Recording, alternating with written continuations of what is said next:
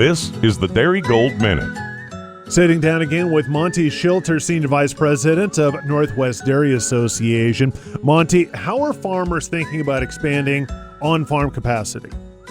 Good question. We have gone around consistently and stayed in communication with our farms on what their growth plans are individually.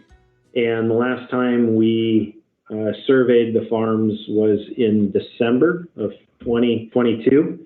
And what we have confirmed and continue to hear is that there is an appetite for growth.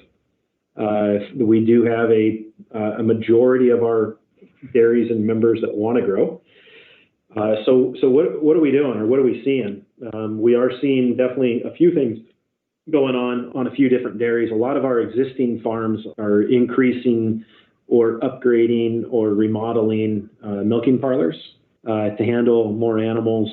We're also seeing some additional bedding, sleeping, housing arrangements being built on dairies to accommodate this. And we're seeing this investment happening right now. I was up on a dairy last week. One of our directors that was putting in a new parlor.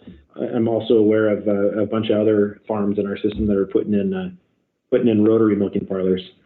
An expansion is going to be a challenge right now. You've got a bit of a increase in interest rates.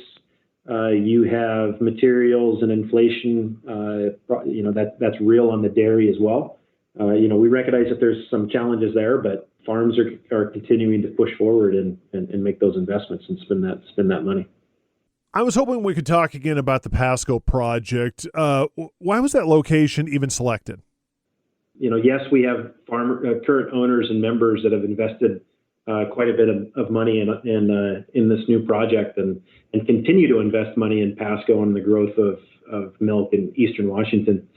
But at some point, we're probably going to also open the door and create others to join the co-op and help us along this journey. And why Pasco makes sense for us is, for one, a lot of the infrastructure that we need to help access getting milk cheaply off the farms in through a processing facility and then onto a transportation form, whether it's going into the Midwest or whether it's going into the Pacific Rim for sales. It makes for a good supply chain network.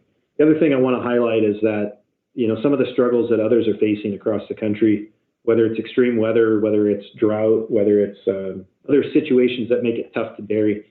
Eastern Washington has always been a spot where we have one good solid resource in water and a fairly strong labor force that helps support that growth in agriculture. So we strongly believe that the future of the dairy industry in Eastern Washington and are very proud to have Pasco coming online and helping to help with the industry and the development of agriculture. This has been a Minute with Darigold. Darigold, leading dairy forward.